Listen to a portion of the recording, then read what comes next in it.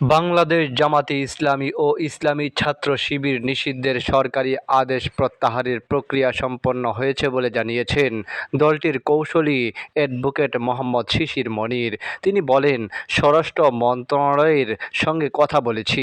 মন্ত্রণালয় থেকে বলা হয়েছে পুরো প্রক্রিয়া সম্পূর্ণ হয়েছে। আজ সোমবার যেহেতু সরকারি ছুটি, সেজন্য কাল মঙ্গলবার এই নিষিদ্ধের আদেশ প্রত্যাহার হচ্ছে বলে আশা রাখছি। শিশির বলেন, কেন জামাতকে নিষিদ্ধ করা হলো সেটা আমরা জানি না। মনে করছি রাজনৈতিক উদ্দেশ্যে দলটিকে নিষিদ্ধ করা হয়েছে। কারণ ফ্যাসিবাদী এই সরকারের বিরুদ্ধে দেশের ছাত্র জনতা আন্দোলন করেছে। জামাতে ইসলামীও সহযোগী শক্তি হিসাবে ভূমিকা রেখেছে।